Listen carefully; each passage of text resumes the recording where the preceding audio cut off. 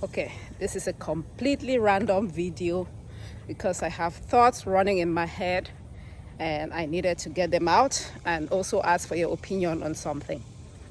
Okay, so here we go. I have to do the Chevron Marathon this year, not this year, 2022. It's usually in January. I know I said at one point that I had retired from doing races, but never believe runaholic when they tell you they have retired from running. They're just lying. I probably said that because it was very hard in the moment. But anyway, I'm going to do Chevron. I'm going to do Chevron this year. They have several races in that Chevron, event. It's a whole weekend of a thing, which they didn't do in 2021, obviously because of Corona. But 2022 is coming back a physical. Well, they did virtual in 2021, but 2022 is going to be a physical run. And when I did it in 2020, it was so hard. I did the full marathon. And I swore that I was done running. I was done doing long distance running like that. But you never stop running. Anyway, I've learned that lesson. So I am going to do Chevron. What I am conflicted about is whether to do the half marathon or the full marathon. I just said there are three races. There's the 5K, which is 3.1 miles, short race. And then there's half marathon, that is 13.1 miles. And then there is the marathon. There's only one marathon. A 5K is not a marathon. A marathon, by definition, is 26.2 miles. And don't forget the 0.2. So I've usually done the marathon, which is 26.2 miles for Chevron. I've been running Chevron since maybe 2009 or 2010.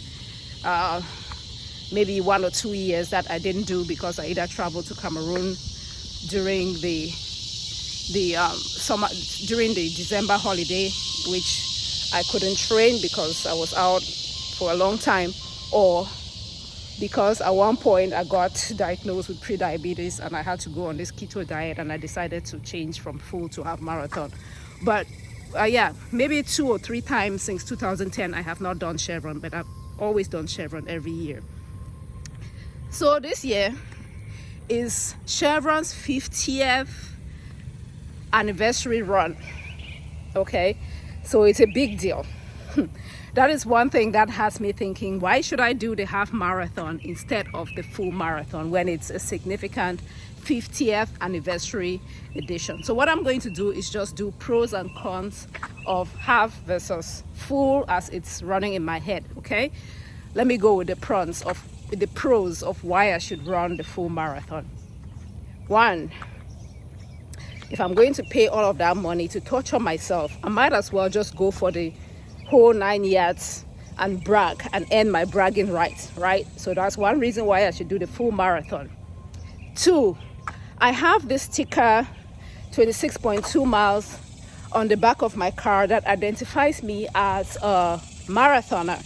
And so if I don't do the full marathon this year, that will be like 2 years in a row that I have not done a full marathon. That sticker will no longer be valid. It's just wrong to carry that sticker that says, 26.2 miles, when it's been like more than 2 years that you did a 26.2. All right, I want that sticker to still be valid. So that's reason number 2 why I should do a full marathon.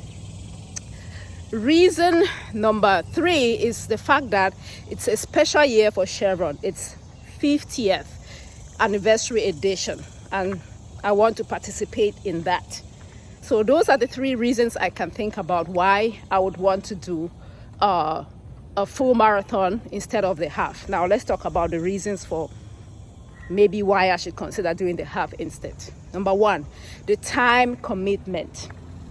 The time commitment. It takes a lot to train for and run a marathon. It's a lot of time running, a lot of time on the weekend. You cannot really have a social life because on the weekend you have to do this crazy 20-mile runs, 22 miles and left and right. And I have my plate already full with a lot of things. So I don't know what I'm going to give up to train for the full marathon. A half marathon doesn't require as much time. So the time commitment. The second reason why I would want to go for a half instead of a full is because of my toenails. No, I know that is so vain, but I was looking at my toenails. I'm like, damn, I finally grew some toenails, I'd like to keep my toenails. Training for a full marathon guarantees that you're not going to have a full, feed of toenails going on at the end of the training. A half marathon, I can see myself still keeping my toenails. So that is a vanity reason. And then reason number 3 is I would like to create a new PR, personal record, personal best.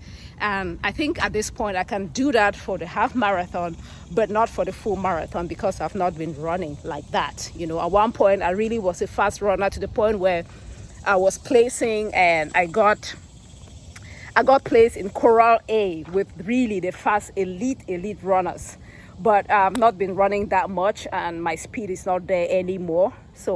But for the half marathon, I can see myself pushing and doing those speed runs for the half marathon training. So that's one reason why maybe I should go with the half marathon instead of the full marathon. So let me know, what do you think? Because I'm about to sign off for one or the other. I want to ask you, my tribe, what you think. Should I do the full or the half based on the points I have presented? I'll be waiting to hear back from you. That was a random rant. I've come to the end of my walk now. I'm going to go shower and get on with my day. You have an amazing day. Bye.